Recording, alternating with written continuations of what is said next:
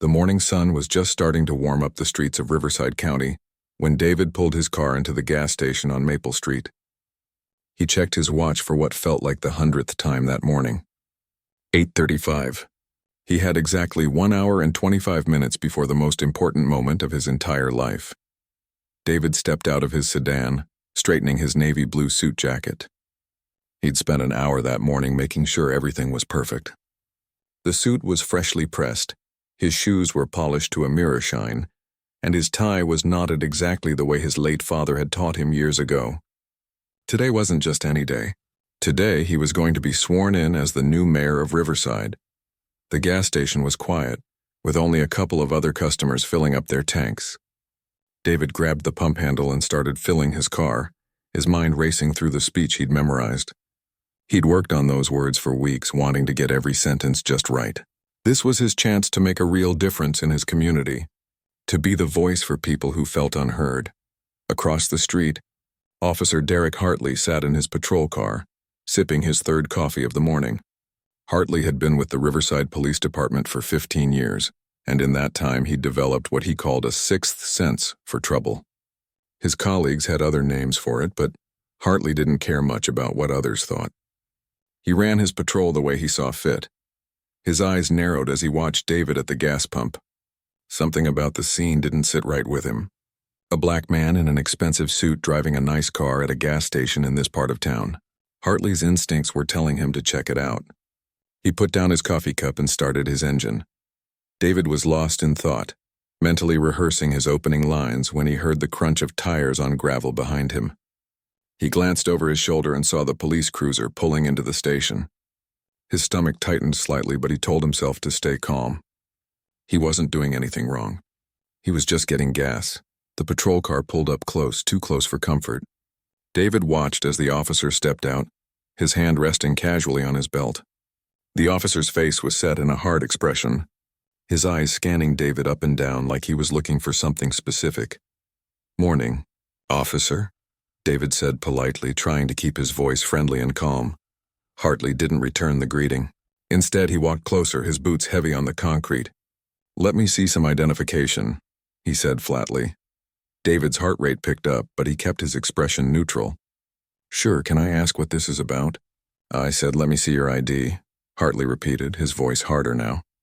David slowly reached toward his jacket pocket, making sure to keep his movements visible and deliberate.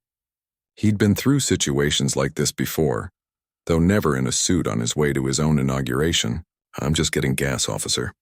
"Is there a problem?" Hartley's eyes flicked to the expensive watch on David's wrist, then to the nice car, then back to David's face. "You match the description of someone we're looking for. Armed robbery suspect. About your height, your build." David felt a cold anger starting to build in his chest, but he forced it down. He'd learned long ago that showing emotion in moments like this only made things worse. "Officer, I can assure you I haven't robbed anyone. I'm actually on my way to an important appointment at City Hall." "City Hall, huh?" Hartley said, a hint of mockery in his voice. "Well, that's convenient. Hand over the ID slowly." By now, other customers at the gas station had started to notice the interaction. An elderly woman pumping gas 2 pumps over was watching with concern. A younger man near the convenience store entrance had his phone out, though David couldn't tell if he was actually recording or just holding it. David pulled out his wallet carefully and handed over his driver's license. Hartley took it and studied it for a long moment, walking back toward his patrol car.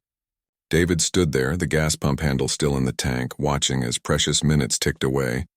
Hartley spoke into his radio, reading off David's information. David couldn't hear the response, but he saw Hartley's expression shift slightly. The officer walked back over, still holding the license. "So you live over on Oak Ridge?" Hartley asked. "Yes, sir," David replied, keeping his tone respectful even though frustration was building inside him. "Nice neighborhood. Expensive. What kind of work do you do?" Hartley's questions felt less like curiosity and more like an interrogation. "I work in public service," David said carefully. He glanced at his watch again. 8:42. The ceremony started at 10. He still needed to get to City Hall, find parking, meet with his team, and prepare. "Public service," Hartley repeated as if the words tasted suspicious in his mouth. "That's pretty vague." "Officer, I really need to get going." "Am I free to leave?" David asked, trying to keep his voice level. That question seemed to flip a switch in Hartley.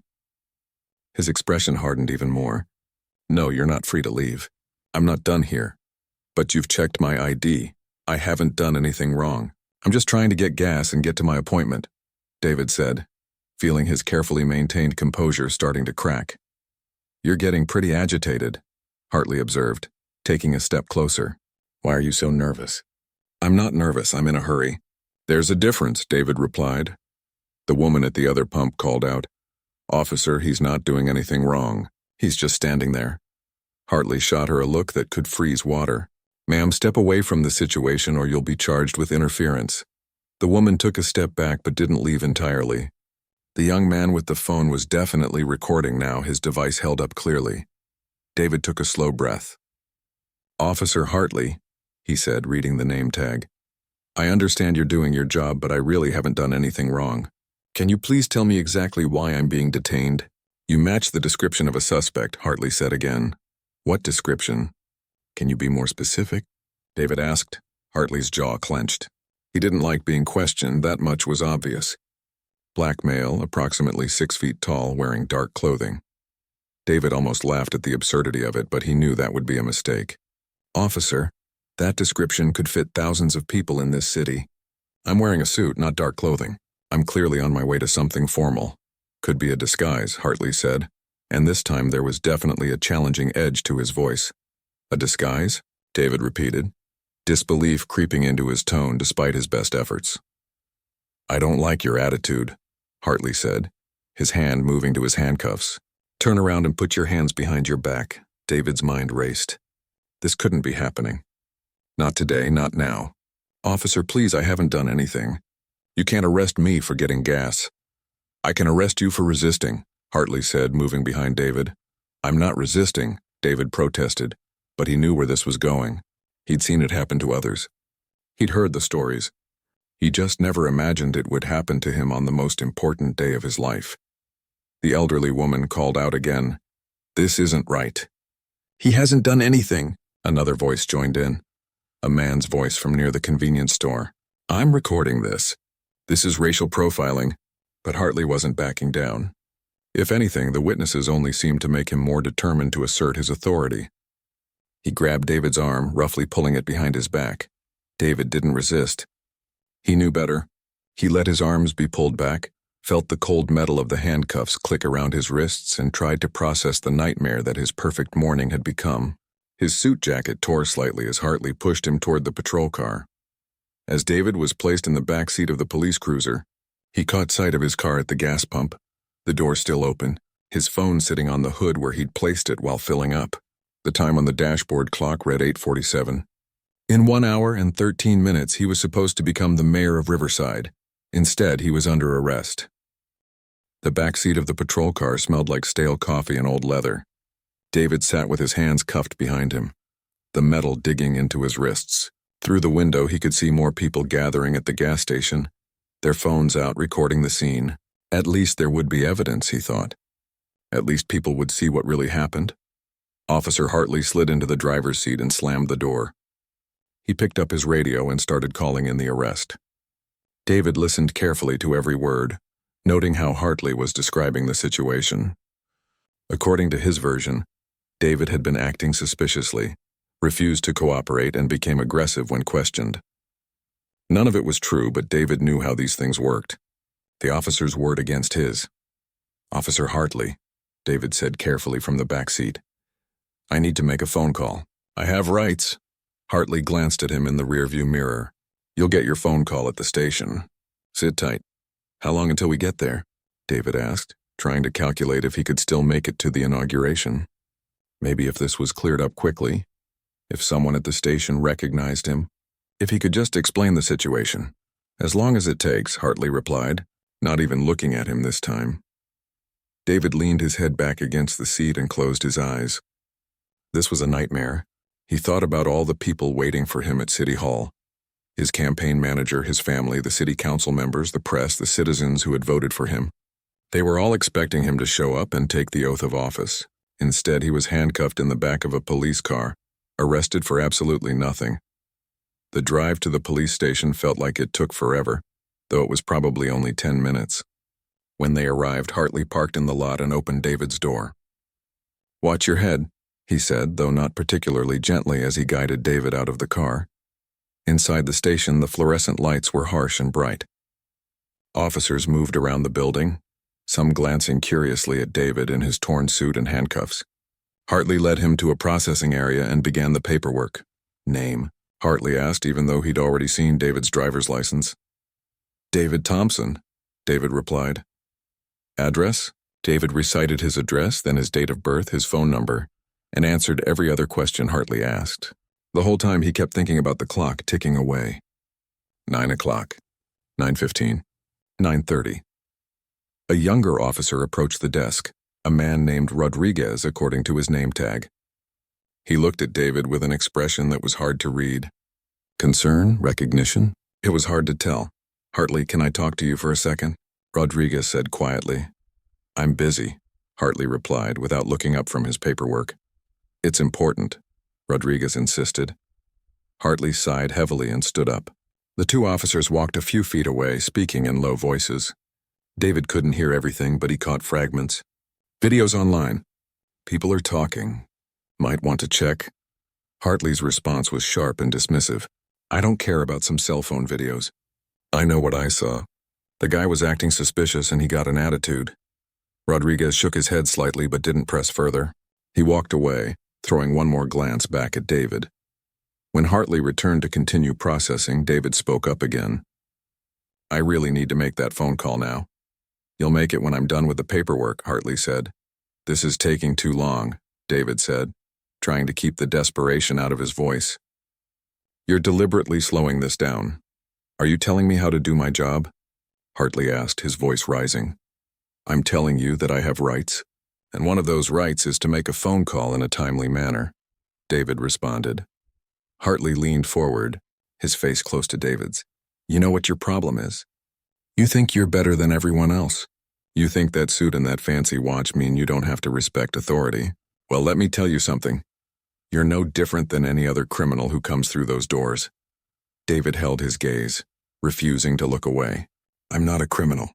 I'm an innocent man who was getting gas." "The courts will decide that," Hartley said, leaning back.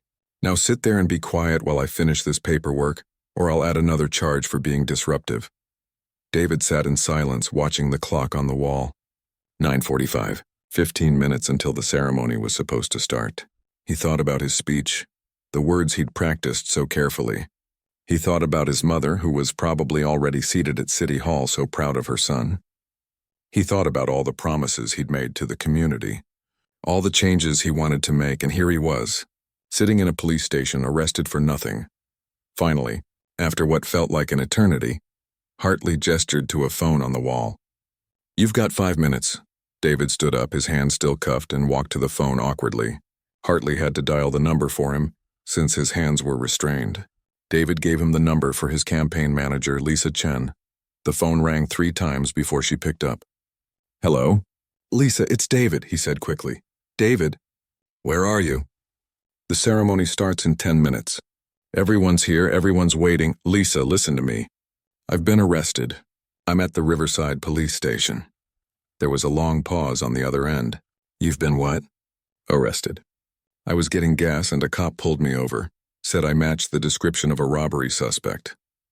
It's completely false, but he arrested me anyway. I'm handcuffed right now at the station." "Oh my God," Lisa breathed. "This can't be happening." Okay, let me think. I'm calling your lawyer right now. And I need to notify the chief of police." "David, this is insane." "I know," David said, "but I need you to move fast." "Can we postpone the ceremony?" "I don't know if we can. There are hundreds of people here. The press is set up. The city council is here. Let me make some calls and see what we can do. Just sit tight, okay? We're going to fix this." "Time's up," Hartley said, reaching for the phone. "Lisa, I have to go." "Please hurry," David said quickly before Hartley disconnected the call. David was led to a holding area, a small room with a metal bench attached to the wall. Hartley finally removed the handcuffs and David rubbed his sore wrists. The skin was red and marked from where the metal had dug in. Alone in the room, David sat down on the bench and put his head in his hands. This was supposed to be the best day of his life. He'd worked for years to get to this point. He'd knocked on thousands of doors, given hundreds of speeches, shaken countless hands. He'd beaten 3 other candidates in a tough primary and won the general election by a solid margin. The people of Riverside had chosen him to lead them into a better future. And now, because of one officer's prejudice and abuse of power, everything was falling apart. David heard voices outside the holding room. Several people were talking, their tones urgent. He recognized Lisa's voice, high-pitched with stress. There was another woman's voice, too, deeper and more authoritative, and a man's voice he didn't recognize, probably his lawyer. The door opened and Lisa rushed in, followed by a tall woman in a police uniform with stars on her shoulders. The police chief, David realized. Behind them was his attorney, Michael Rodriguez, carrying a briefcase. "Mr. Thompson," the chief said, her face grave. "I'm Chief Barbara Morrison. I cannot apologize enough for what has happened here today. This is an absolute disgrace to the department." David stood up slowly. "So you know who I am?" "Yes, sir," Chief Morrison said. "I'm deeply sorry that it took this long for someone to make the connection. Officer Hartley is being suspended immediately, pending a full investigation into this incident." Michael, his lawyer, stepped forward. "David, we need to document everything. Your wrists, your torn jacket, every detail of what happened. This is going to be a major case. Right now, I just need to get to City Hall," David said. "What time is it?" Lisa checked her phone. 10:05. The ceremony was supposed to start 5 minutes ago. "We've held everyone there," Chief Morrison said. "I've personally called the city council president and explained the situation. They're willing to wait." David looked down at his torn suit, his scuffed shoes, his reddened wrists. He looked like he'd been in a fight, not like someone about to become mayor. "I can't show up looking like this," he said quietly. "Yes, you can," Lisa said firmly. "You absolutely can. David, what happened to you today needs to be seen. People need to know what happened. The videos from the gas station are already going viral. If you show up at that ceremony looking exactly like this, you'll be making a statement more powerful than any speech." David met her eyes. She was right. He knew she was right, but it didn't make it any easier. "Let's go," he said finally. "I have a city to lead." The police station parking lot was filled with media vans when David walked out. News crews had set up cameras, reporters were checking their microphones, and photographers jostled for position. Word had spread fast about what happened at the gas station, and now everyone wanted the story. Chief Morrison walked beside David, shielding him from the worst of the crowd.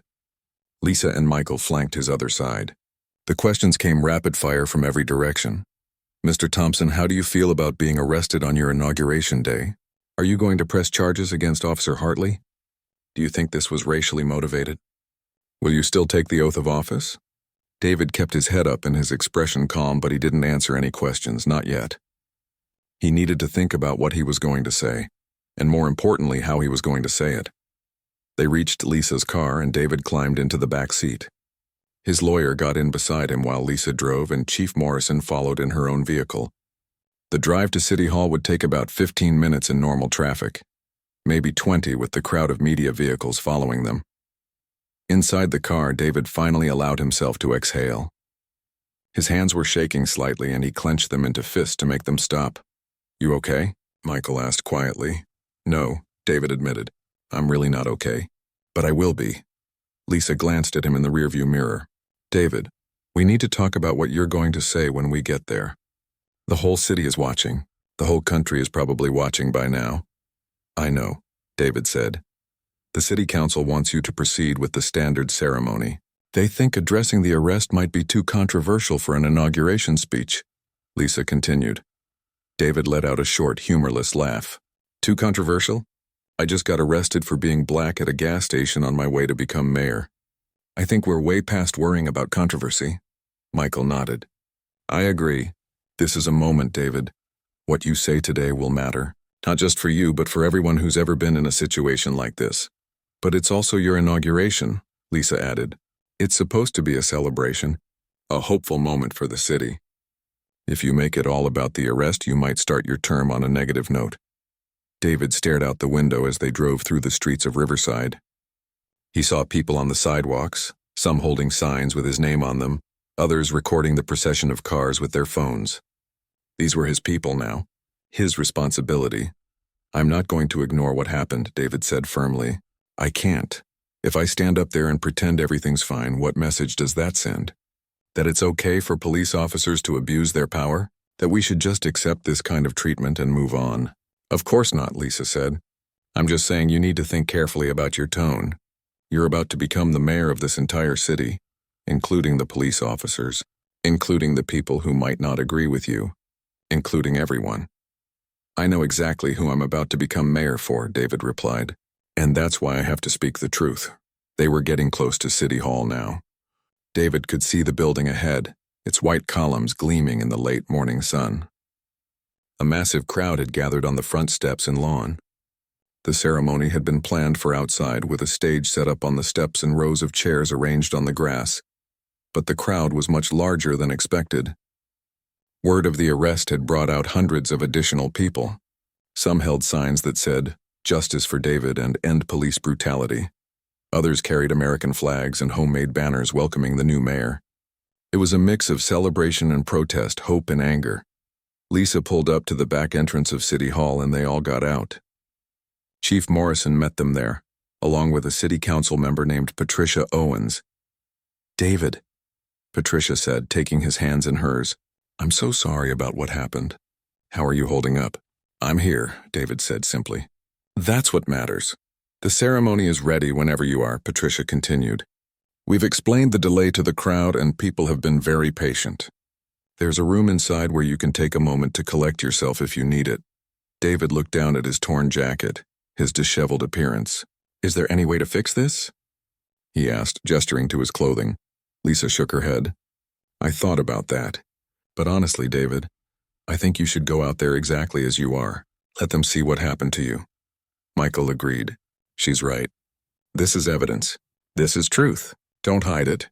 David took a deep breath. They were right. He knew they were right, but it didn't make it any less difficult. They walked through the back corridors of City Hall, past offices and meeting rooms. Staff members stopped and stared as David passed by, some with looks of shock, others with expressions of sympathy and anger. Everyone had seen the videos by now. Everyone knew what had happened. They reached a room just off the main hall where David could wait before going out to the ceremony.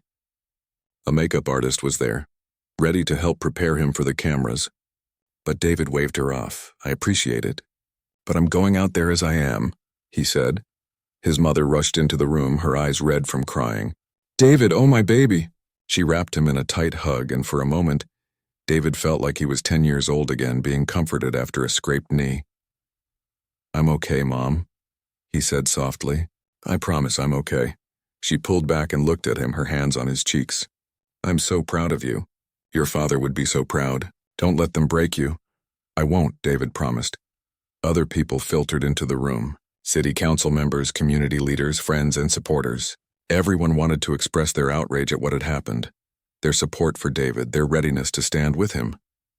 Through a window, David could see the crowd outside growing even larger. News helicopters circled overhead. This was bigger than just a small city inauguration now. This was a national story. A staff member knocked on the door. "Mr. Thompson, we're ready for you whenever you'd like to begin." David nodded. "Give me just 1 minute." When everyone else stepped out of the room, David stood alone. He walked to the window and looked out at the crowd, at his city, at all the people who had believed in him enough to elect him. He thought about the speech he'd prepared, the hopeful words about unity and progress. He could still give that speech if he wanted to. He could talk about bringing people together and building a better future, but he could also tell the truth. He could speak about what had just happened to him and what happens to so many others every single day. He could use this moment to demand real change. David pulled out his phone, which Lisa had retrieved from the gas station. He opened his notes app and looked at the speech he'd written. Then he closed it and opened a blank page. He had 15 minutes before the ceremony began. 15 minutes to decide exactly what kind of mayor he was going to be. His fingers moved across the screen, typing quickly. The words came easily now, flowing from a place of raw emotion and deep conviction. This wasn't the speech he'd planned to give, but it was the speech he needed to give.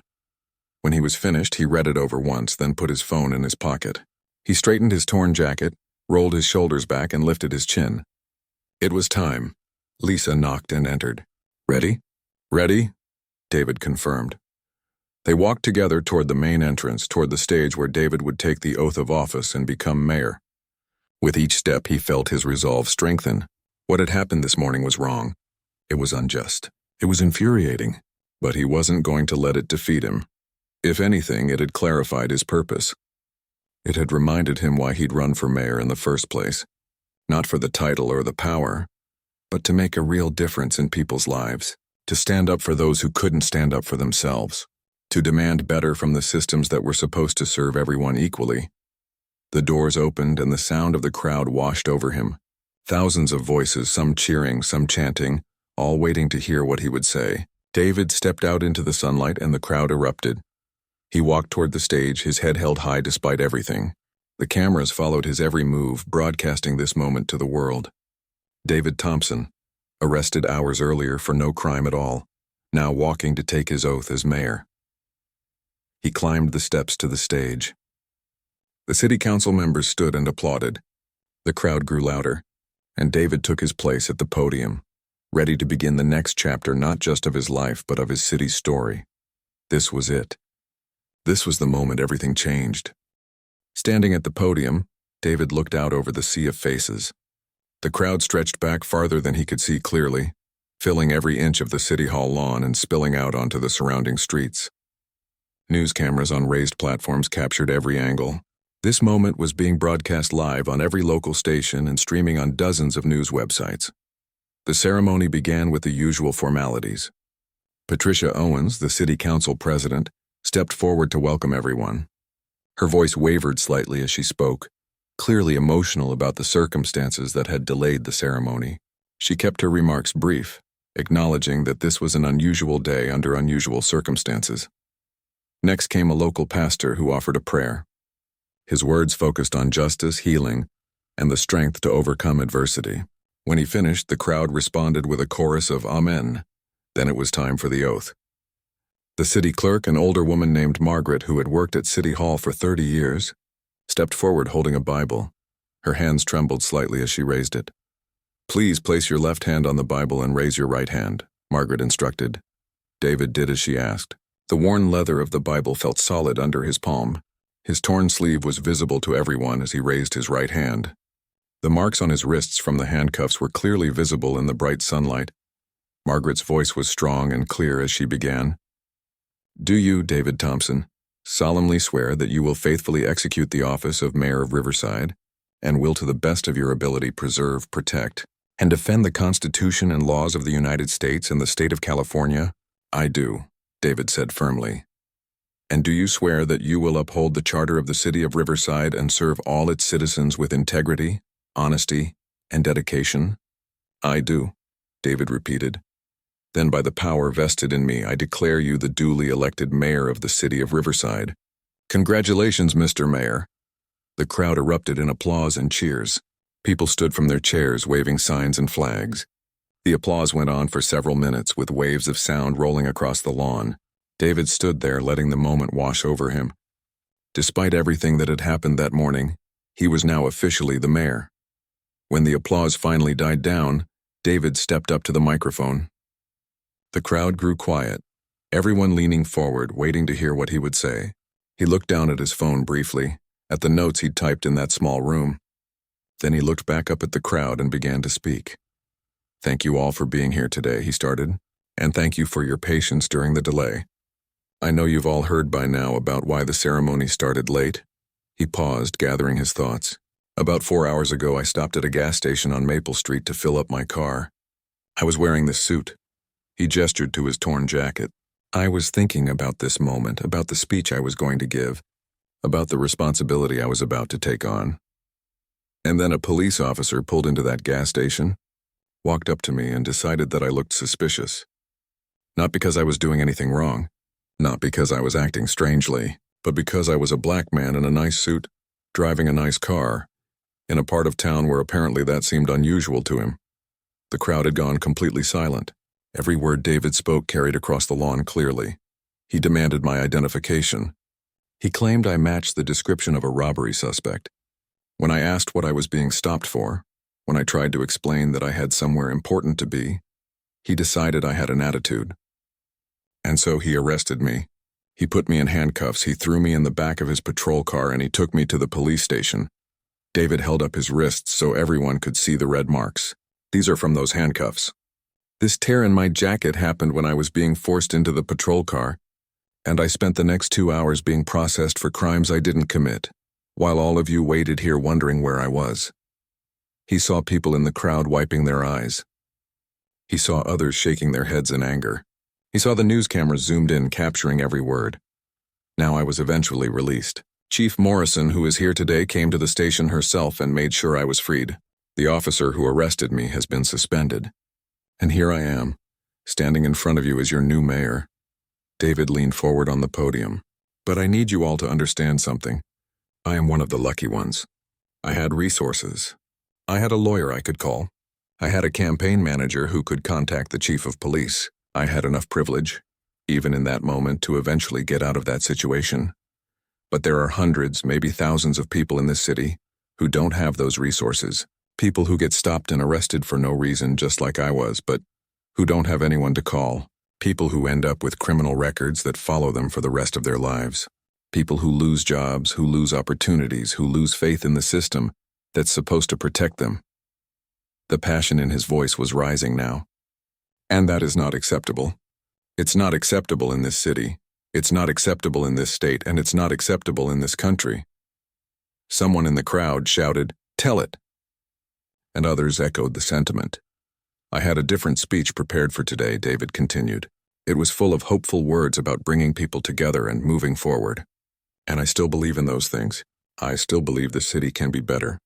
But I also believe that sometimes, before you can move forward, you have to deal with the truth of where you are right now. The truth is that we have a serious problem with how policing works in this city. The truth is that if you're black or brown, you're more likely to be stopped, more likely to be searched, more likely to be arrested, and more likely to face consequences for things that white residents don't face consequences for. And here's another truth. I can't fix that problem alone. The mayor doesn't have unlimited power. Real change takes time, it takes resources, and it takes all of us working together. But what I can promise you is that I will never stop trying. I will never accept that this is just the way things are. And I will use every tool available to me to make this city a place where everyone, regardless of the color of their skin, can fill up their gas tank without fear. The applause started building again, but David held up his hand. I know some people watching this right now are thinking that I'm being too political, or too controversial, or that I'm starting my term as mayor by being divisive. To those people, I say this: what happened to me this morning was not political. It was personal. And it's personal for millions of people across this country who live with this reality every single day. I'm not interested in dividing this city, but I'm also not interested in pretending that everything is fine when it's not. Real unity doesn't come from ignoring problems. It comes from facing them honestly and working together to solve them. David's voice softened slightly. I want to thank everyone who recorded what happened at that gas station this morning. I want to thank the witnesses who spoke up, even when the officer told them to leave. I want to thank my team who fought to get me released. And I want to thank all of you for being here today, for believing in the possibility of change. This city has enormous potential. We have incredible people, strong communities, and so many opportunities ahead of us. But we also have challenges. And my job, starting today, is to face those challenges head on. I promise you that I will work every single day to make Riverside a better place. I promise that I will listen to all voices, even the ones that disagree with me. I promise that I will make decisions based on what's best for this community, not what's politically convenient. And I promise that what happened to me this morning will not be forgotten. It will be a reminder of why this work matters. It will be motivation to push harder for reform. And it will be proof that even when the system fails us, we can still rise above it. David gripped the edges of the podium, looking out at the crowd one more time. Thank you for electing me as your mayor. Thank you for your trust. Thank you for your support. And thank you for believing that we can build something better together. Let's get to work. The crowd erupted into applause that was even louder than before. People were on their feet cheering, some crying, some raising their fists in solidarity. The sound was thunderous, echoing off the City Hall building and filling the air. David stepped back from the podium, emotionally exhausted, but also strangely energized. He'd said what needed to be said. He'd told his truth. And judging by the reaction, people had heard him. As he walked off the stage, he was immediately surrounded by supporters. His mother hugged him again. Lisa grabbed his hand and squeezed it. Michael patted him on the back. Council members shook his hand and congratulated him, some with tears in their eyes.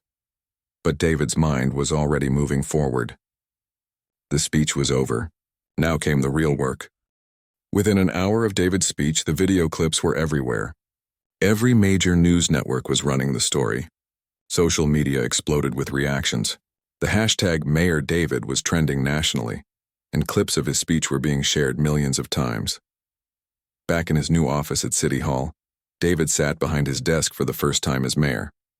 The office was larger than he'd expected, with tall windows overlooking the city, dark wood furniture, and walls lined with photos of previous mayors. Soon he'd add his own personal touches, but right now it felt like someone else's space. Lisa burst in without knocking, her phone in her hand and her face flushed with excitement. "David, you need to see this. The response to your speech is incredible. I mean, absolutely incredible." She showed him her phone, scrolling through comment after comment, article after article, video after video. People from all over the country were talking about what had happened, sharing their own stories of being stopped or arrested without cause, praising David's courage for speaking out. But not everyone was happy. Michael came in next, his expression more serious. "We've got a situation developing. The police union has released a statement. They're defending Hartley, claiming you presented your side of the story without letting the investigation play out. They're saying you prejudged the case and potentially compromised any fair review of the officer's actions." David felt his jaw tighten. "They're defending him? After what he did? It's their job to defend their members," Michael said. "But yes, it's going to be a problem. They're also suggesting that your speech was inflammatory and could put officers at risk." "That's ridiculous," Lisa said angrily. "David didn't say anything that would put anyone at risk. He told the truth about what happened to him." "I know that. You know that, and most people know that," Michael replied. "But the union is powerful, and they're not going to take this lying down. We need to be prepared for pushback." David stood up and walked to the window. Below, he could still see people gathered outside City Hall. Some had stayed after the ceremony, holding signs and talking in groups. His city, his responsibility now. "What's Chief Morrison saying?" David asked. "She's standing by her decision to suspend Hartley," Michael said. "But she's also in a difficult position.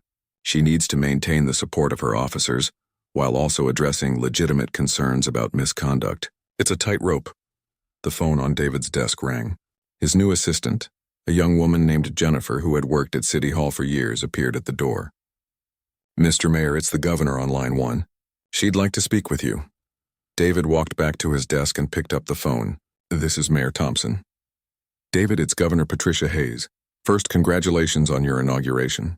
Second, I just watched your speech and I want you to know you have my full support." "Thank you, Governor. That means a lot." "I also want you to know that I'm directing the State Attorney General to monitor the investigation into Officer Hartley. We're going to make sure this is handled properly. What happened to you is unacceptable, and it reflects badly on all of us in California." They talked for a few more minutes about the incident and the path forward. When David hung up, he felt slightly better. Having the governor's support would help, especially if things got messier with the police union. But the calls kept coming. Other mayors from around the state reached out to express solidarity. Civil rights organizations wanted to meet with him. News programs wanted interviews. Everyone wanted a piece of the story.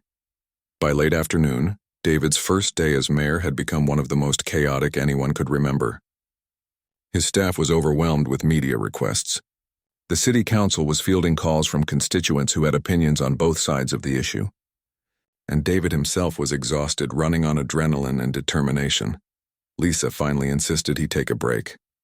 "You haven't eaten anything since breakfast, and that was 10 hours ago. Let's order some food." They ordered sandwiches from a nearby deli, and David's core team gathered in his office. Lisa, Michael, Jennifer, and a few key staffers sat around the conference table, eating and debriefing on the day's events. "So what's the plan for tomorrow?" Jennifer asked. "You've got a scheduled meeting with department heads at 9, then the budget review committee at 11, and in the afternoon there's the community development forum." "All of that is still happening?" David asked. "Being mayor doesn't stop just because you had an eventful first day. Lisa said with a slight smile. Welcome to the job. David rubbed his eyes. He was tired, but he also felt strangely energized. Despite everything that had happened, or maybe because of it, he felt more certain than ever about why he'd run for this position. We need to be strategic about what comes next, Michael said. The Hartley investigation is going to play out over weeks, maybe months. We can't let it consume your entire administration. You've got actual governing to do. I know, David said, but we also can't just drop this issue. I meant what I said in my speech. We need real reform. Agreed, Michael said. But reform takes time. It takes building coalitions, getting buy-in from stakeholders, working through bureaucracy. You can't wave a magic wand and fix policing in this city overnight. So what do we do first? David asked. Lisa pulled out a notepad. I've been thinking about that. Here's what I propose. Within the next week, you meet with Chief Morrison and establish a working group on police reform. Include community leaders, civil rights advocates, officers who support reform, and legal experts. Give them a clear mandate to come up with recommendations within 60 days. That's good, David said. What else? You also need to meet with the police union, Michael added. I know you're angry at them right now and they're angry at you, but you're going to have to work together. Schedule a sit-down meeting, clear the air, find some common ground. David grimaced at the thought, but he knew it was necessary. Okay, what about public engagement? Town halls, Jennifer suggested. Schedule a series of them across different neighborhoods. Let people tell their stories, voice their concerns, and hear directly from you. It'll show you're listening and that you're accessible. They continued planning late into the evening, sketching out the first 100 days of David's administration. The strategy was clear. Address the immediate crisis while also moving forward with the broader agenda he'd campaigned on. Around 8 o'clock, David's mother called. Are you coming home tonight, or are you planning to sleep at your desk? David laughed, the first genuine laugh of the day. I'm coming home, Mom. I'll be there in an hour. After everyone else left, David sat alone in his office for a few minutes. He looked at the photos on the wall, at the faces of the men who had held this position before him. He wondered if any of them had experienced a first day quite like this. His phone buzzed with a text message. It was from an unknown number, but the message made him pause. Thank you for speaking up. I was wrongly arrested 3 years ago and nobody believed me. Your speech gave me hope that things might actually change. Keep fighting. David stared at the message for a long moment. Then he saved it. He had a feeling he'd need reminders like this in the difficult days ahead. He stood up, straightened his torn jacket one last time, and headed for the door. As he walked through the quiet halls of City Hall, the building mostly empty now, he thought about what tomorrow would bring. More meetings, more challenges, more scrutiny, but also more opportunities to make a difference. Outside, a few reporters still lingered, hoping for one more quote or photo. David smiled and waved, but didn't stop to talk. He'd said what he needed to say today. Tomorrow would bring new conversations. He got into his car, the same car he'd been driving to the gas station that morning. It felt like a lifetime ago. He started the engine and pulled out of the parking lot, heading home. As he drove through the streets of Riverside, he saw lights in windows, people going about their evening routines, the normal life of a city. His city now. His responsibility to protect, to serve, to improve. The radio was playing the news, and David heard his own voice coming through the speakers, clips from his inauguration speech being replayed and analyzed. He turned it off. He'd heard enough for one day. When he pulled into his driveway, his mother was waiting at the door. She hugged him tightly, not saying anything, just holding her son who had been through so much in one day. I'm proud of you, she finally whispered. So proud. Thanks, Mom, David said. But the hard part is just beginning. I know, she replied. But you're ready for it. You've always been ready for it. That night, David lay in bed staring at the ceiling, his mind too active to sleep. He kept replaying the morning's arrest, the inauguration speech, the reactions, the plans for moving forward. It all swirled together in his mind, but beneath all of it was a sense of purpose.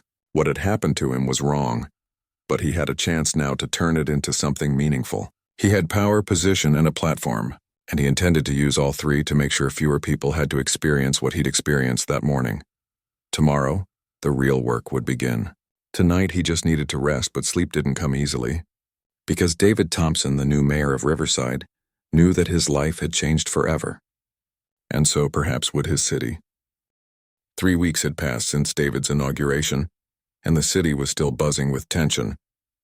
Every day brought new developments, new challenges, and new battles to fight. The investigation into Officer Hartley had become a media circus. Security camera footage from the gas station, along with the cell phone videos from bystanders, painted a clear picture of what had happened. Hartley's own body camera, which he'd conveniently forgotten to turn on, became another piece of evidence against him. But the police union stood firm, claiming the investigation was biased and that David's public statements had poisoned the well. David sat in his office reviewing the latest reports. His days had settled into a routine of sorts, though nothing felt routine about being mayor. He had meetings from dawn until dusk, decisions to make on everything from park maintenance to major business developments, and always the issue of police reform lurking in the background. Lisa knocked and entered, carrying a thick folder. The Police Reform Working Group is ready to present their preliminary findings. They've scheduled it for this afternoon. That was fast, David said. He'd only assembled the group 2 weeks ago. They're motivated, Lisa replied. Everyone on that committee has a personal stake in seeing change happen. Plus, the national attention has put pressure on them to produce results quickly. The working group was diverse, just as David had wanted. It included community activists who had been fighting for police reform for years, legal experts who understood constitutional law and civil rights, progressive officers who wanted to see their department improve, and residents who had experienced profiling firsthand. Leading the group was Professor Angela Martinez from the State University, a nationally recognized expert on criminal justice reform. She'd agreed to chair the committee as a favor to David, and she'd thrown herself into the work with impressive energy. That afternoon, the committee gathered in the city council chambers. David sat at the head of the table, with Chief Morrison to his right and several council members around them. News cameras were positioned at the back of the room, capturing everything for the public record. Professor Martinez stood at a podium, a presentation displayed on the screen behind her. Mr. Mayor, Chief Morrison, council members, thank you for your time today. Over the past 2 weeks, our committee has conducted extensive research, held community forums, reviewed best practices from other cities, and engaged in difficult but necessary conversations about the state of policing in Riverside. She clicked to the next slide, which showed statistics. These numbers tell a troubling story. Black residents of Riverside are 3 times more likely to be stopped by police than white residents. They're 5 times more likely to be searched during those stops, and they're twice as likely to experience use of force. Chief Morrison shifted uncomfortably in her seat. David could see the tension in her jaw. However, Professor Martinez continued, we also found that the vast majority of officers in this department want to do right by the community. In our anonymous surveys, 72% of officers said they support additional training on de-escalation and implicit bias. 65% said they believe reforms are necessary. She outlined the committee's recommendations: mandatory de-escalation training for all officers, body cameras that officers cannot turn off during interactions with the public, a civilian review board with real authority to investigate complaints, early warning systems to identify officers with patterns of problematic behavior, and community policing initiatives to rebuild trust between officers and residents. The estimated cost for implementing these reforms over the next 2 years is approximately $8.5 million, Professor Martinez concluded. We believe this is a necessary investment in public safety and community trust.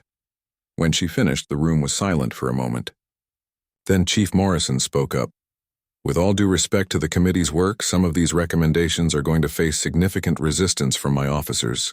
The body camera policy in particular.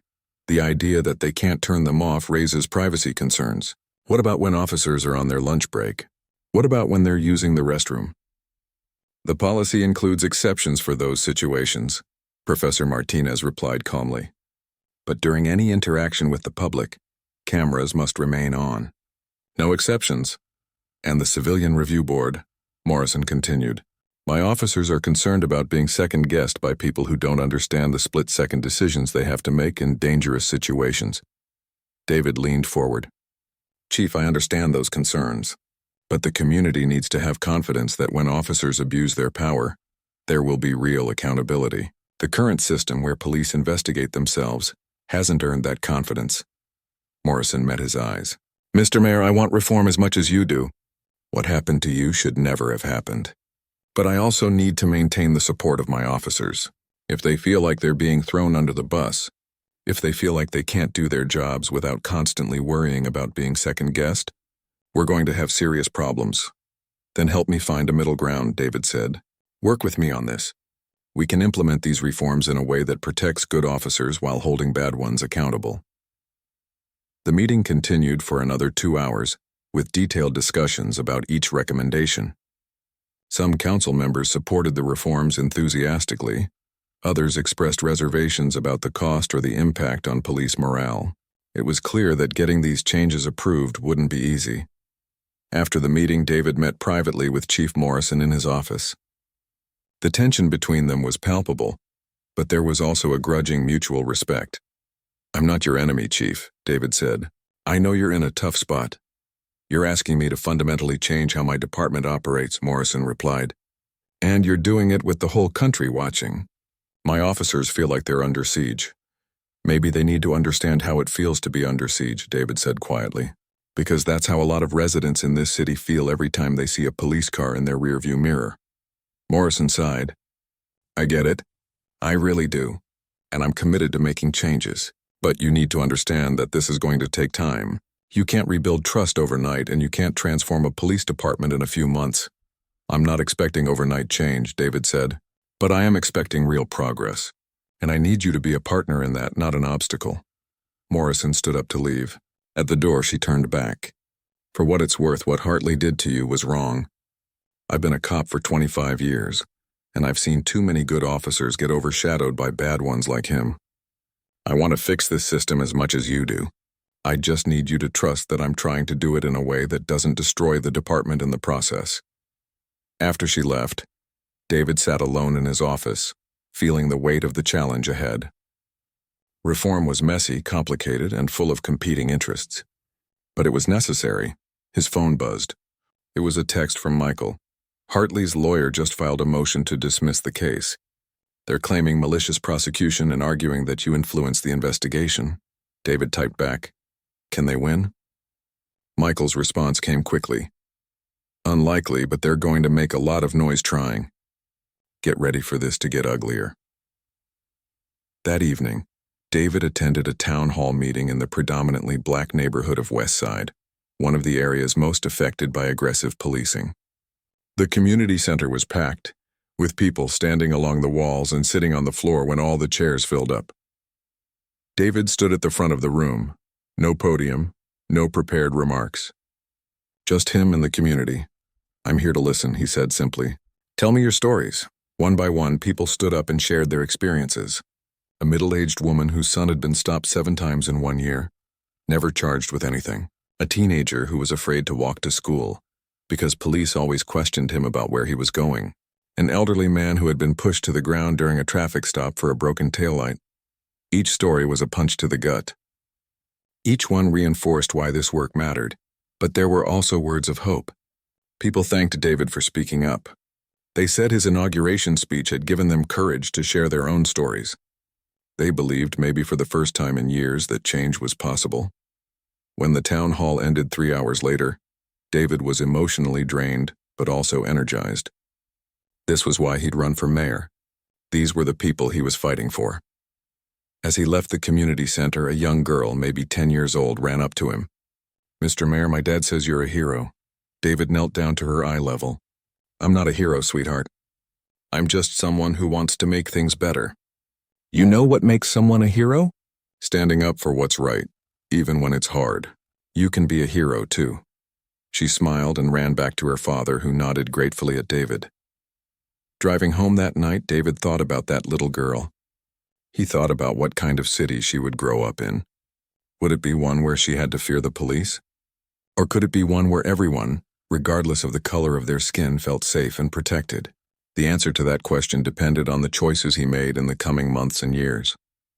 It depended on his ability to navigate the political challenges. 6 months into David's term as mayor, Riverside had become a national focal point for police reform. Other cities were watching closely to see if real change was possible, or if it would all dissolve into political theater. The city council had finally approved the reform package, though not without significant debate and compromise. The vote had been close, 5-4, with David having to personally lobby council members for weeks to get it passed. The $8.5 million price tag had been reduced to $6 million after some intense negotiations, but the core reforms remained intact. Body cameras were now required for all officers, with strict policies about when they could and couldn't be turned off. A civilian review board had been established, though it took almost 2 months to find qualified candidates willing to serve. De-escalation training was scheduled to begin next month, and an early warning system was being implemented to flag officers who showed patterns of problematic behavior. But the real test came when the investigation into Officer Hartley concluded. The state attorney general's office, which had taken over the case to avoid any appearance of bias, released their findings on a Tuesday morning. David was in his office when the news broke, watching the press conference on the television mounted on his wall. The Attorney General, a serious woman named Rebecca Foster, stood at a podium surrounded by lawyers and investigators. After a thorough review of all available evidence, including security camera footage, witness statements, body camera policies, and the testimony of Officer Derek Hartley himself, we have determined that Officer Hartley violated the civil rights of Mayor David Thompson. He conducted an unlawful stop without reasonable suspicion. He arrested Mr. Thompson without probable cause, and he filed false charges in an attempt to justify his actions. David's heart pounded as he listened. Officer Derek Hartley will face federal charges for deprivation of rights under color of law, Attorney General Foster continued. Additionally, we are recommending that the Riverside Police Department terminate his employment immediately.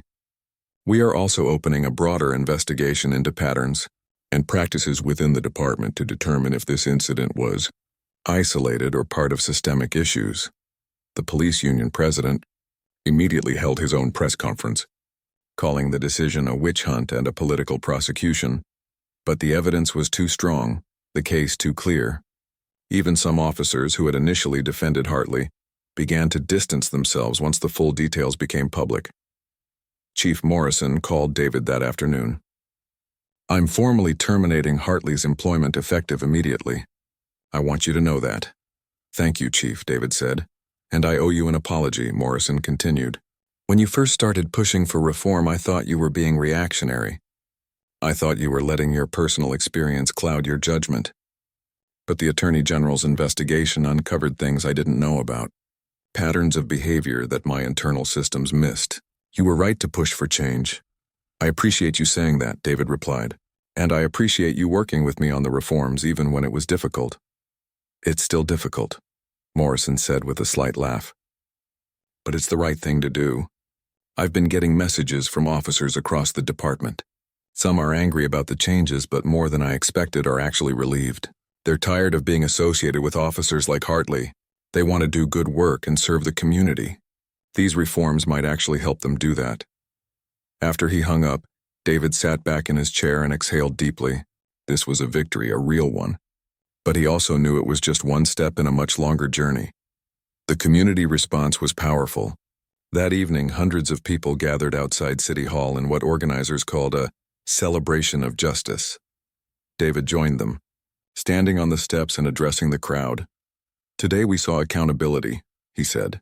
Today we saw that no one is above the law, not even those sworn to uphold it. But this isn't just about one officer. This is about changing a system that allowed this to happen in the first place. The crowd cheered and chanted. Signs that read Justice for David had been updated to read Justice for Everyone, but not everyone was celebrating. David started receiving threats. Angry voicemails, hateful emails, anonymous messages telling him he was destroying the city, that he was anti-police, that he should watch his back. The security detail that came with being mayor suddenly felt very necessary. One message in particular disturbed him. It was a letter mailed to City Hall with no return address. You think you've won, but you've just made enemies you can't imagine. Police officers have long memories. Watch yourself. Michael insisted they take the threat seriously and involve law enforcement. The irony wasn't lost on David. needing police protection from people angry about police reform. But there were also messages of support. Letters from parents thanking him for making their children safer. Emails from young people saying they were inspired to get involved in public service. Calls from other cities asking for advice on implementing similar reforms. One letter, from a retired police officer in another state, particularly moved David. I spent 30 years as a cop, and I saw too many good officers stay silent about bad ones because they felt pressured to protect the brotherhood. What you're doing is hard and you'll face resistance, but please don't stop. The vast majority of officers want to do right. These reforms will help them do that. 3 months after Hartley's termination, David attended the graduation ceremony for the first group of officers to complete the new de-escalation training program. He sat in the audience watching as Chief Morrison presented certificates to 23 officers who had spent the past 8 weeks learning new approaches to conflict resolution, bias recognition, and community engagement. One of the officers, a young woman named Officer Patricia Reynolds, gave a speech on behalf of her class. When we first heard about this training, I'll be honest, some of us were skeptical. We thought it was just political window dressing. But what we learned these past weeks has actually made me a better officer. I understand now that being strong doesn't mean being aggressive. I understand that listening can be more powerful than commanding. And I understand that the communities we serve aren't our enemies, they're our partners. The audience applauded, and David felt something shift. This was the beginning of real cultural change. After the ceremony, David mingled with the officers and their families. Some were warm and friendly. Others were polite but distant. He understood. Trust had to be earned, and it would take time. Chief Morrison pulled him aside. "I have something to show you." She led him to a wall where photos of every officer in the department were displayed. "We just updated this. I want you to see something." She pointed to an empty space where a photo had been removed. That was Hartley's spot. "But look at all these other faces. These are good people who want to serve this city well. Your reforms aren't attacking them, they're helping them." David nodded, genuinely touched by the gesture. The Civilian Review Board held its first meeting that same week. David attended as an observer, sitting in the back of the room as the 7 board members reviewed their first cases. The proceedings were professional, thorough, and fair. They reviewed 3 complaints, found 2 to be unsubstantiated and 1 to require further investigation. It wasn't perfect, but it was a start. As fall turned to winter, David could feel the temperature in the city beginning to change. The constant tension that had defined his first months in office was starting to ease slightly. People were seeing that reform didn't mean chaos. Crime rates hadn't skyrocketed as some had predicted. Officers were still doing their jobs, just with more accountability. At a city council meeting, Councilwoman Patricia Owens, who had initially been skeptical of the reform package, publicly acknowledged the progress. "I was concerned about the costs and the impact on public safety. But 6 months in, I have to admit things are working better than I expected. Complaints against police are down. Community trust is up according to our surveys. And our officers are actually reporting higher job satisfaction. This is what good governance looks like." David allowed himself a small smile. Wins like this were rare and worth savoring. But he also knew the work was far from over. The cultural change needed to go deeper. The reforms needed to be sustained over years, not just months.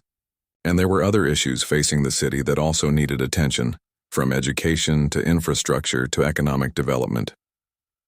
One evening, David visited the gas station where he'd been arrested. The owner, a Pakistani immigrant named Ahmed, greeted him warmly. "Mr. Mayor, it's an honor. Would you like some tea?" They sat in Ahmed's small office behind the convenience store, drinking tea and talking. Ahmed showed David a scrapbook he'd been keeping, filled with news articles about the incident and its aftermath. "You know what this place has become?" Ahmed said. "People stop here just to take pictures. They call it a historic site." "Can you believe that?" "A gas station, historic," David laughed.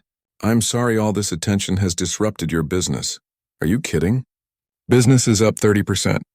Everyone wants to buy gas where the mayor was arrested." Ahmed's expression turned serious. "But truly, Mr. Mayor, what you have done is important." 1 year after his inauguration, David stood once again at the gas station on Maple Street. But this time it was by choice, and the circumstances couldn't have been more different. The gas station had been transformed. Ahmed, the owner, had worked with local artists to create a mural on the side of the building. It showed hands of different colors joined together, with the words Justice, Unity, Progress painted in bold letters. The date of David's arrest was marked with a small plaque that read, "From this place change began." Today, the gas station was hosting a community celebration. Tables were set up with food donated by local restaurants. Children ran around playing while their parents talked and laughed. A small stage had been erected where community members would share stories and reflect on the year that had passed. David arrived with his mother, who squeezed his hand as they got out of the car. "How are you feeling?" she asked. "Good," David said honestly. "Really good."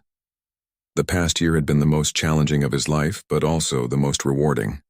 The reforms he'd fought so hard for were now deeply embedded in how the Riverside Police Department operated. The results spoke for themselves. Complaints against police officers had dropped by 40%. Not because people were afraid to complain, but because there were fewer incidents to complain about. The de-escalation training had become a model that other cities were copying. Officers reported feeling more confident in their interactions with the public, knowing they had better tools for resolving conflicts without force. The Civilian Review Board had reviewed 83 cases in its first year. They'd found the majority of complaints to be unsubstantiated, but they'd also identified 12 cases where officers needed additional training or discipline. More importantly, the community trusted the process. People believed their complaints would be heard fairly.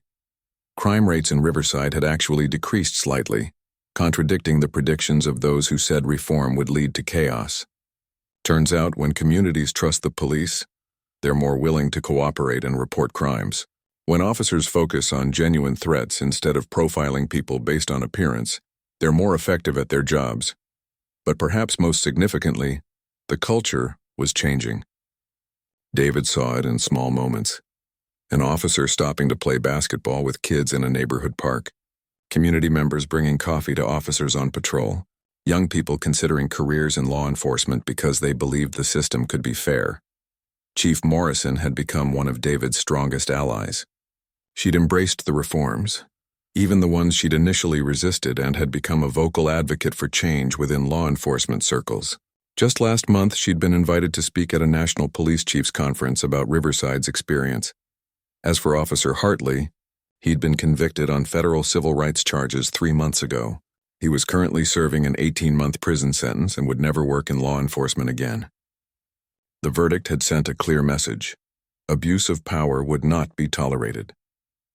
The celebration at the gas station began with speeches.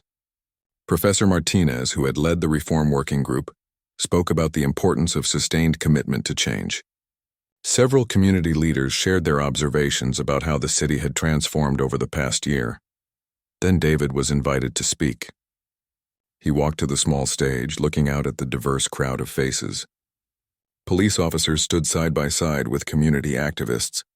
Business owners mingled with teenagers. This was the city he'd dreamed of building. "A year ago today, I was sworn in as your mayor under extraordinary circumstances," David began. "I stood before you with torn clothes and bruised wrists, angry and hurt, but also determined to turn a painful experience into meaningful change. I'm not going to lie to you. This year has been hard. We've had difficult conversations. We've faced opposition. We've made mistakes along the way. But we've also accomplished something remarkable. We've proven that reform is possible. We've proven that accountability and public safety aren't opposed to each other. They actually strengthen each other."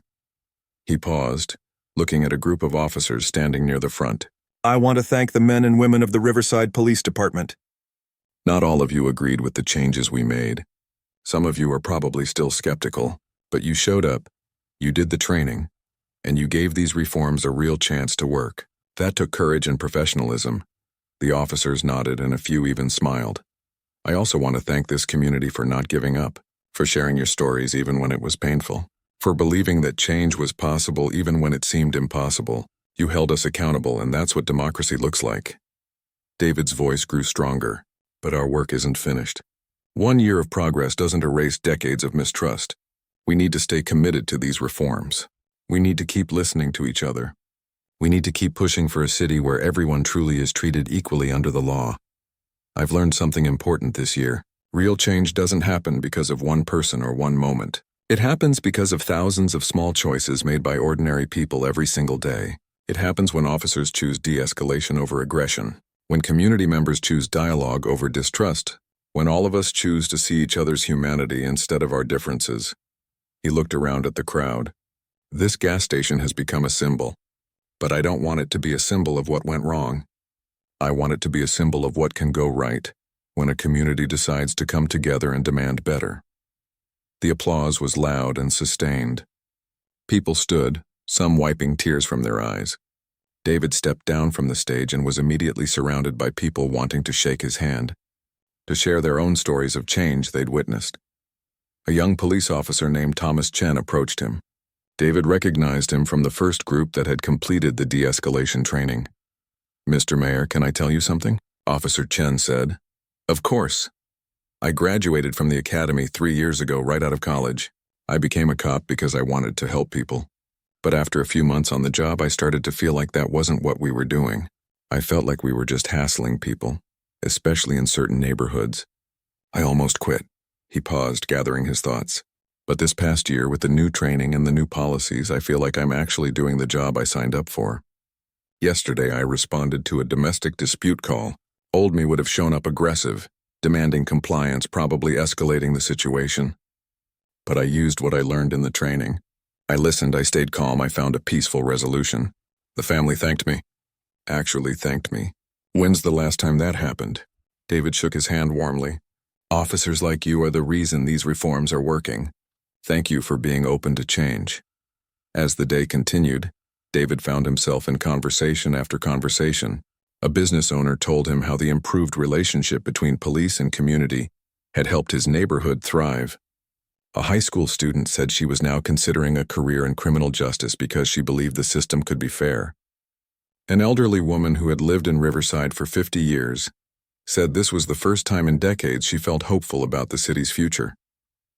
Later in the afternoon, Ahmed brought David into his office again.